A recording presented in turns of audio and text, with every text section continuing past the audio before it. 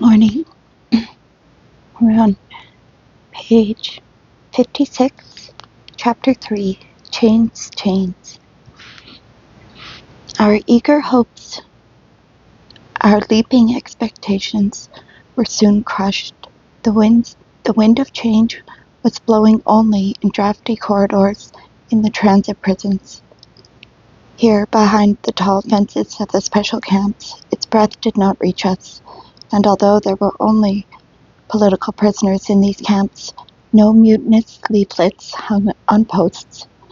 They say that at Minlag, the blacksmiths refused to forge bars for hut windows. All glory to those as yet nameless heroes. They were real people. They were put in the camp jail, and the bars for Minlag were forged at Cutlass. No one supported the smiths.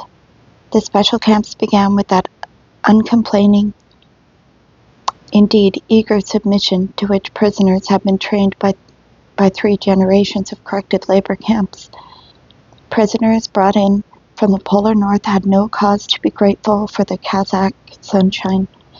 At Novorudnoye station, they jumped down from the red boxcars onto the ground no less red. This was the famous Kazgan copper, and the lungs of those who mined it never held out for more than 4 months. There and then the warders joyfully demonstrated their new weapon on the first prisoners to step out of line, handcuffs which had not been used in the corrective labor camps, gleaming nickel handcuffs, which went into mass production in the Soviet Union to mark the 30th anniversary of the October Revolution. Somewhere there was a factory in which workers with grey moustaches, the model proletarians of Soviet literature, were making them, unless we suppose that Stalin and Beria did it themselves. The handcuffs were remarkable in that they could be clamped on very tight.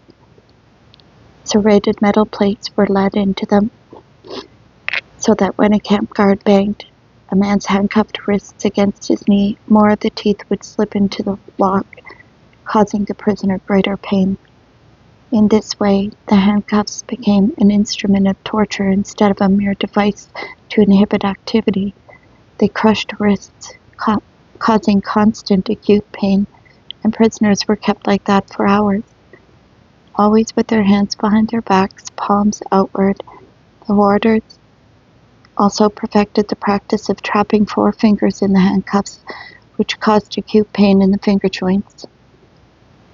In Barlag, the handcuffs were used religiously for every trifle, even for failure to take off your cap to a warder. They put on the handcuffs, hands behind the back, and stood you by the guardhouse. The hands became swollen and numb, and grown men wept. "I won't do it again, sir. Please take the cuffs off." Wondrous were the ways of Verlag. Not only did prisoners enter the mess hall on command, they lined up at the tables on command, sat down on command, lowered their spoons into the gruel on command, rose and left the room on command. It was easy enough for someone to scribble the order, establish special camps, submit draft regulations by such and such a date, but somewhere hard-working penologists and psychologists and connoisseurs of camp life had to think out the details. How could screws already galling be made yet tighter? How could burdens already backbreaking be made heavier? How could the lives of Gulag denizens, already far from easy, be made harder?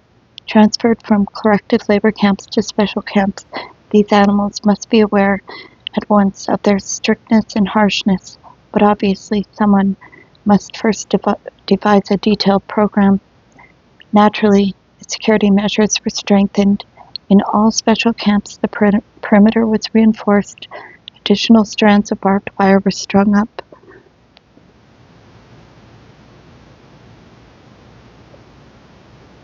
And coils of barbed wire were scattered about the camp's fringe area. On the path by which prisoners went to work, machine guns were set up in readiness at all main crossroads and turnings, and gunners crouched behind them. Every camp division had its stone jailhouse, its disciplinary barracks, BUR. Anyone put it in the disciplinary barracks invariably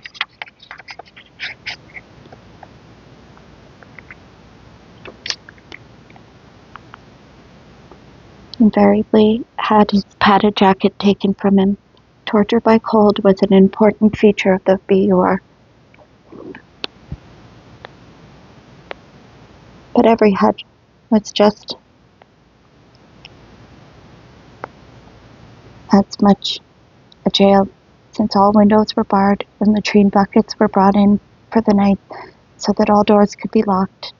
Moreover, there were 1 or 2 disciplinary barracks in each camp area, which intensified security, each a separate camplet within the camps.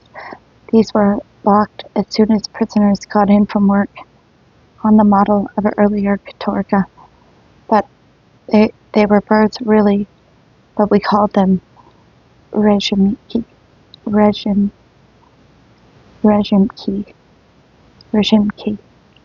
Then again, they quite blatantly borrowed from the Nazis a practice which had been proved valuable to them, the substitution of a number for the prisoner's name, his I, his human individuality, so that the difference between one man and another was a digit more or less in an otherwise identical row of figures. This measurement, too, could be a great hardship, provided it was implemented consistently and fully. This they tried to do.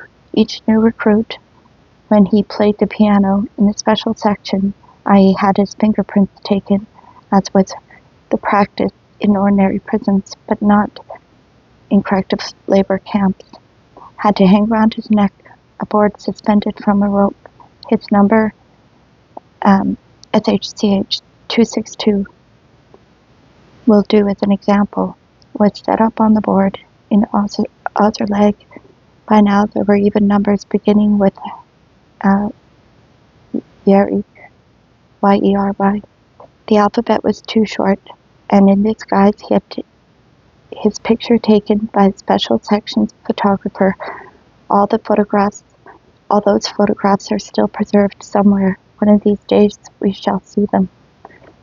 They took the board from around the prisoner's neck. He wasn't a dog after all, and gave him instead 4, or in some camps 3, white patches measuring 8 centimeters by 15. These he had to sew onto his clothes, usually on the back, the breast, above the peak of his cap, and on one leg or arm, plate number 2, but the regulations varied slightly from camp to camp. Quilted clothing was deliberately damaged in stipulated places before the patches were sewn on. In the camp workshops, squares of fabric were cut out to expose the wadding underneath. This was done so that the prisoners trying to escape could not unpick the number patches, and pass as free workmen. In some other camps it was simpler still. The number was burned into the garments with bleaching fluid. Warders were ordered to address prisoners by their numbers only, and to ignore and forget their names. It would have been pretty unpleasant if they had kept it up, but they couldn't. Russians aren't Germans. Even in the first year, warders occasionally slipped up and called people by their names. As time went by, they did it more often. To make things easier for warders, a plywood shingle was nailed onto each bunk at every level with the occupant's number on it. Thus the warder could call out the sleeper's number even when he could not see it on his garments. And if a man was missing, the warder would know at once who was breaking the rules. Another useful field activity opened up for the warders. They could quietly turn the key in the lock and tiptoe into the hut before getting up time to take the numbers of those who had risen too soon, or they could burst into the hut exactly on time and take the numbers of those who were not yet up. In both cases, you could be summarily awarded a spell in the hole. But in this In the special camp, it was usually thought better to demand a written explanation.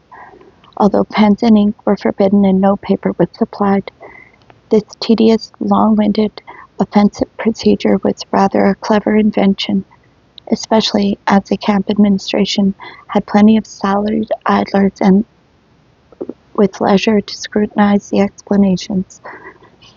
Instead of simply punishing you out of hand, they required you to explain in writing why your bed was untidy, why the number plate at your bunk was askew, and why you had done nothing about it.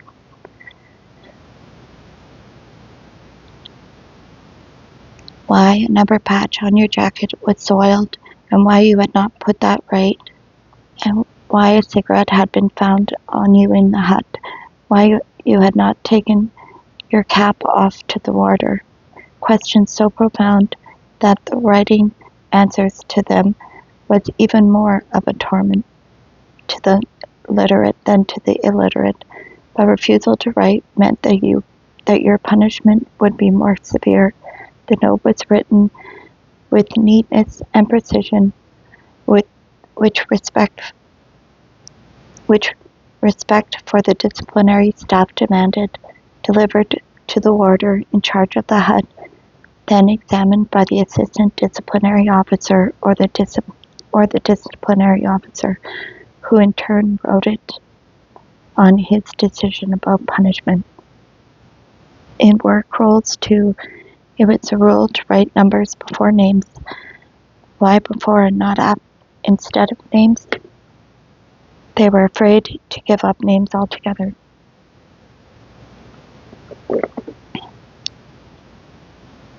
However, you look at it, a name is a reliable handle. A man is pegged to his name forever, whereas a number is blown away at a puff. If only the numbers were branded or picked out on the man himself, that would be something. But they never got around to it, though they might easily have done so. They came close enough. The oppressive number system tended to break down for yet another reason, because we were not in solitary confinement, because we heard each other's voices, and not just those of the warders. The prisoners themselves not only did not use each other's numbers, they did not even notice them. How, you may wonder, could anyone fail to notice those glaring white patches on the lineup? Or for inspection, the bewildering array of figures gave you spots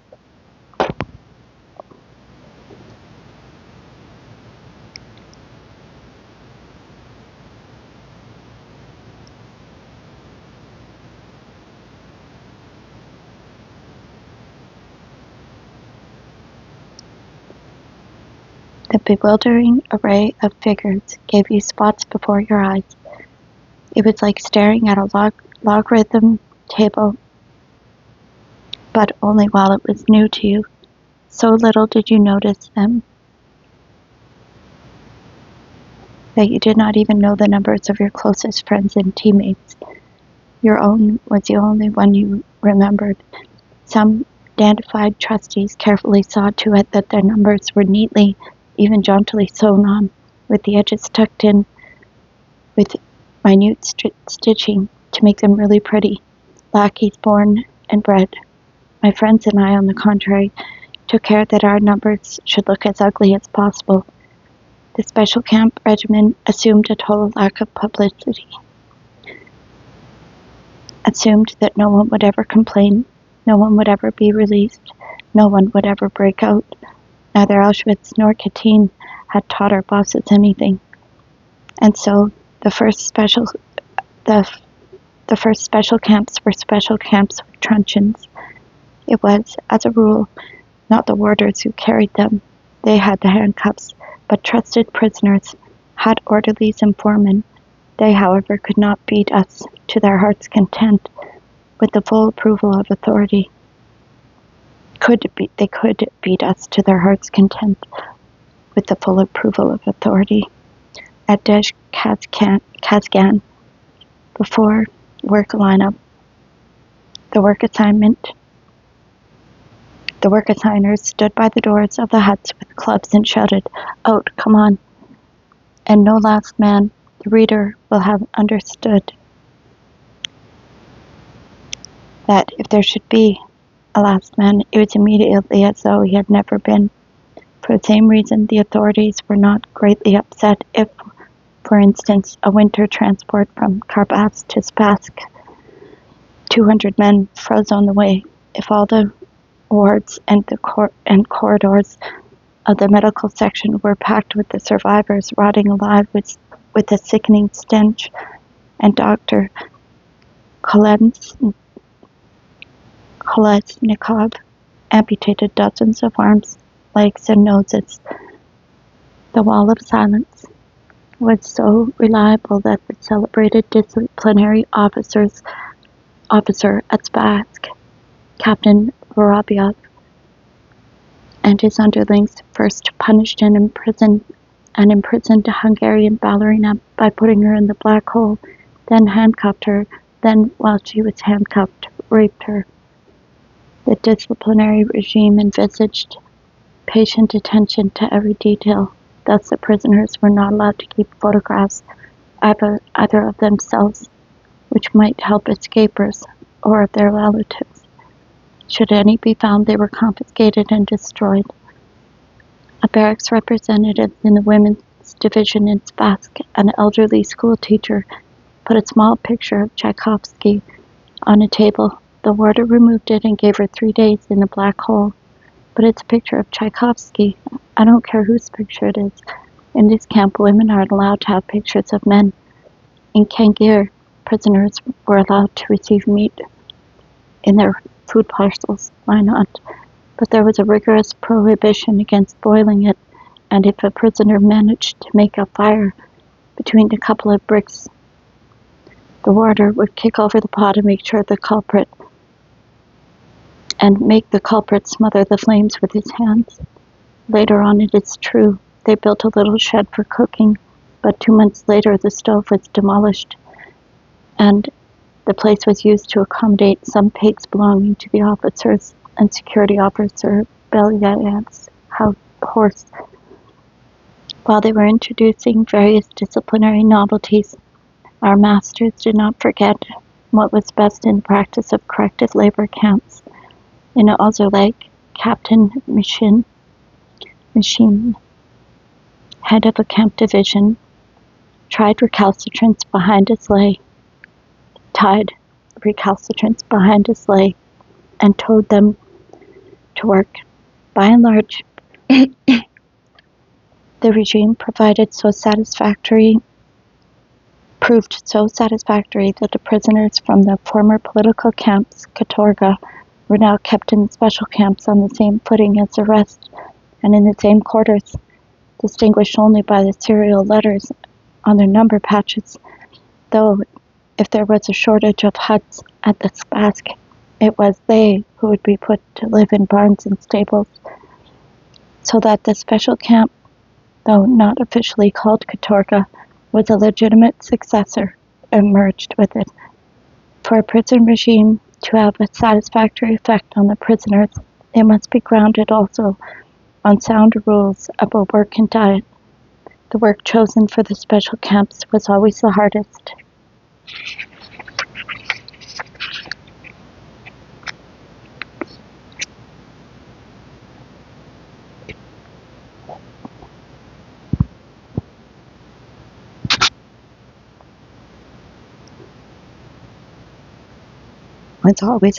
In the locality.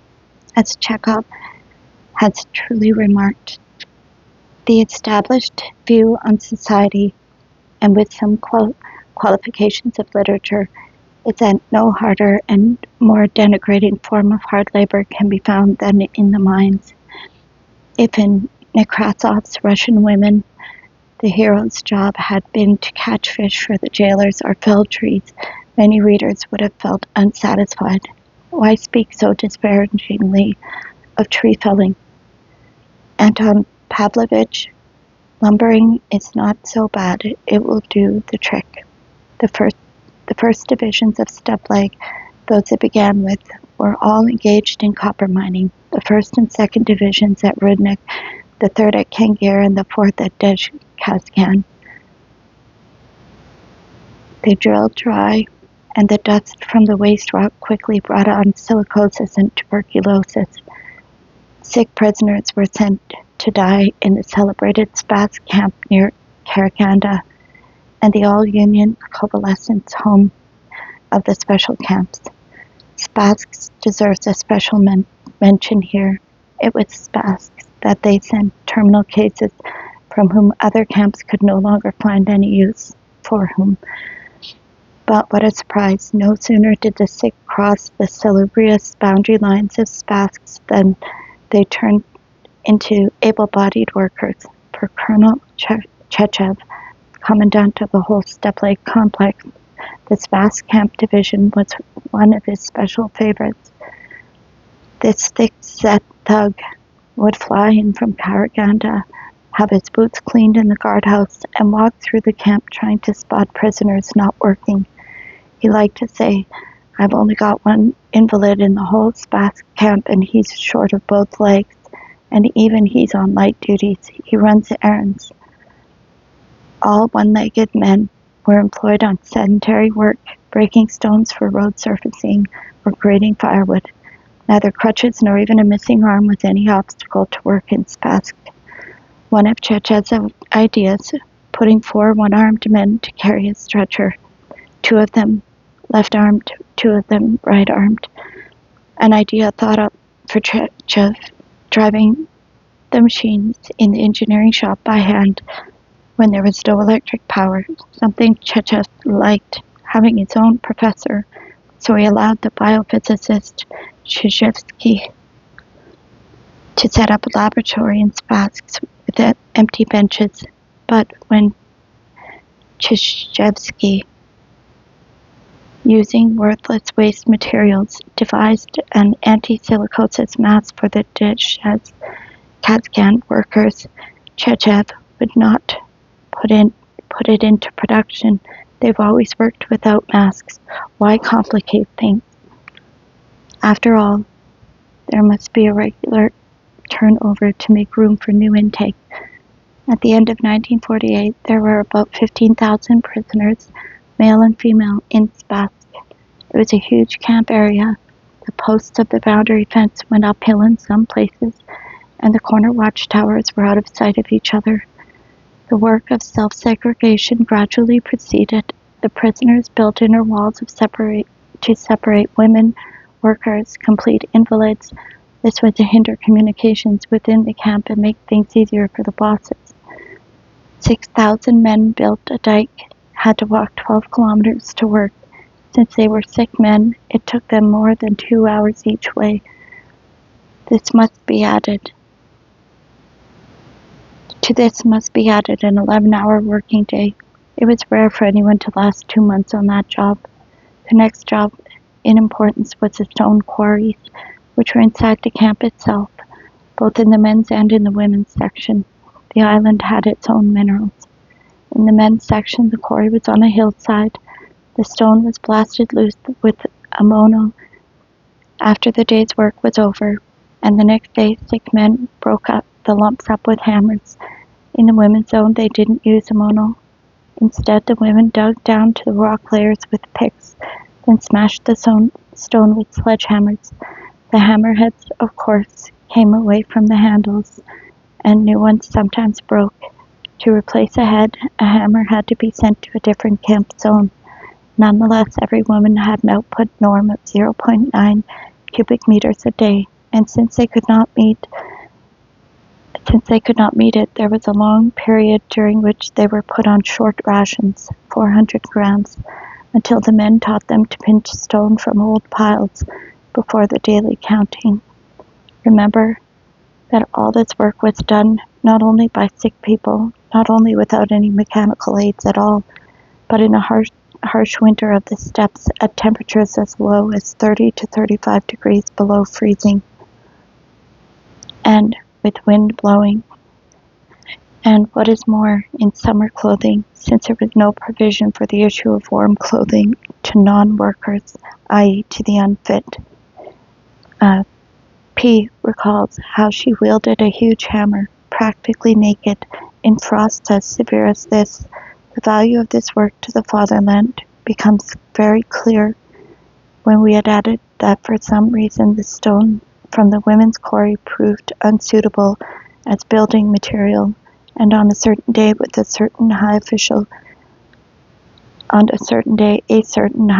gave instructions that the women should dump all the stone they had quarried in the year back where it came from, cover it with soil, and lay out a park. They never, of course,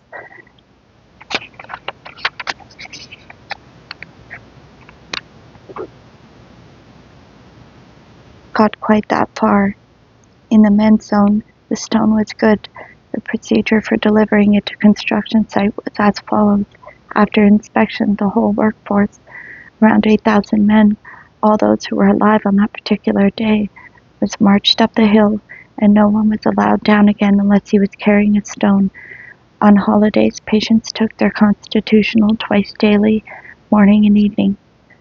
Then came such jobs as self-enclosure, building quarters for the camp administration and the guards, dwelling houses, a club, a bathhouse, a school, and work in the fields and gardens.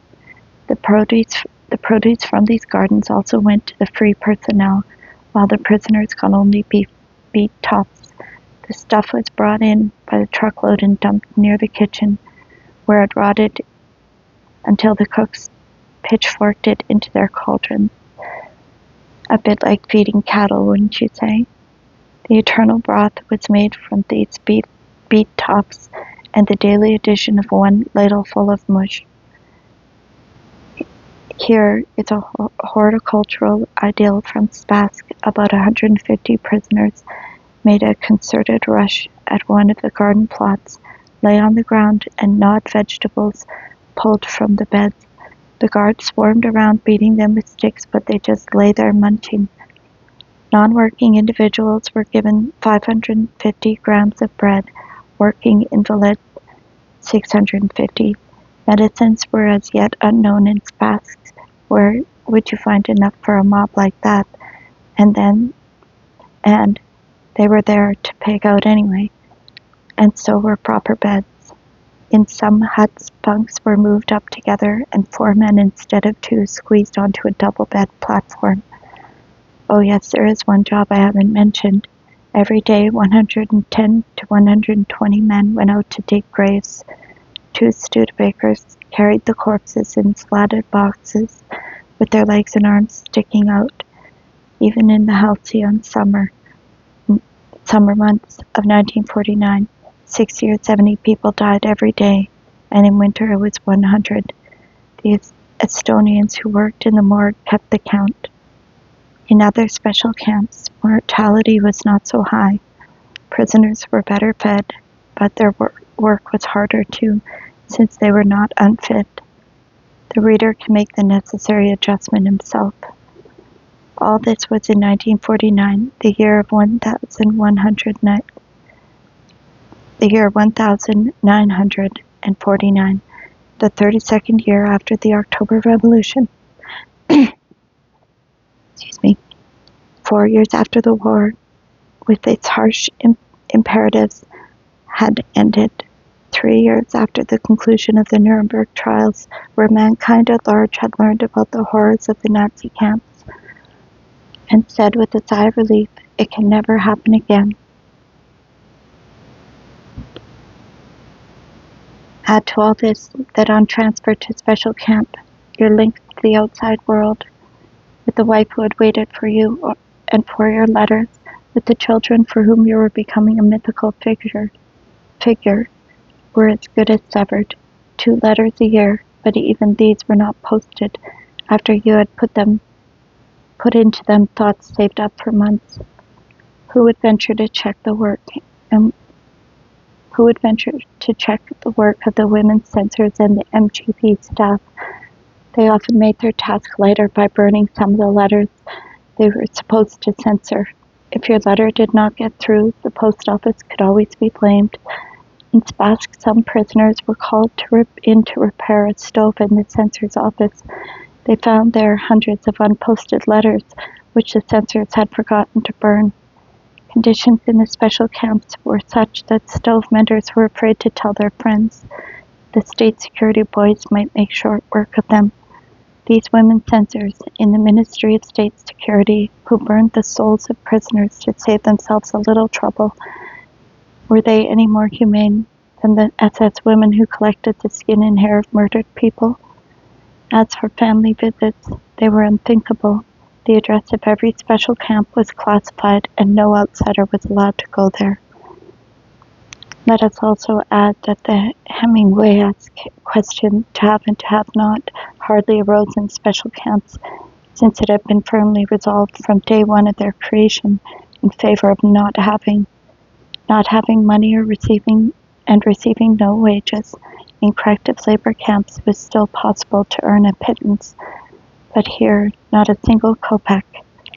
Not having a change of shoes or clothing, nor anything to put on underneath to keep yourself warm or dry. Underwear, and what underwear? Hemingway's pauper would hardly have deigned to put it on. What's changed twice a month? Other clothes and shoes twice a year. It was all laid down with a crystalline clarity worthy of Chekhov. Not in the first days of the camps, but later on, they fitted out a permanent storeroom.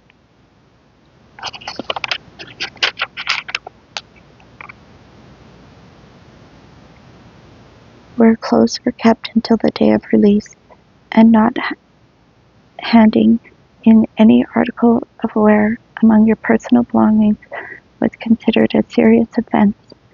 It counted as preparation to escape and meant the black hole of interrogation. Not to keep food in your locker, you queued in the evening to hand it in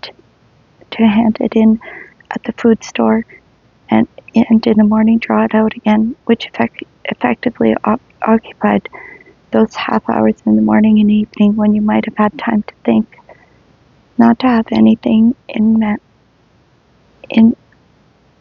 manuscript. Not to have ink, indelible pencils or colored pencils. Not to have unused paper in excess of one school notebook. And finally, not to have books. In Spassk, they took away books belonging to a prisoner on admission.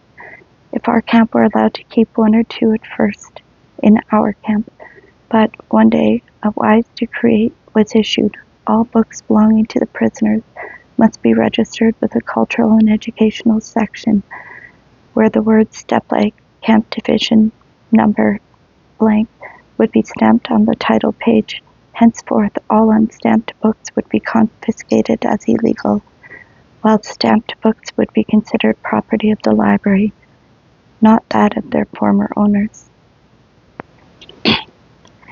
Thank you for listening. Have a great day.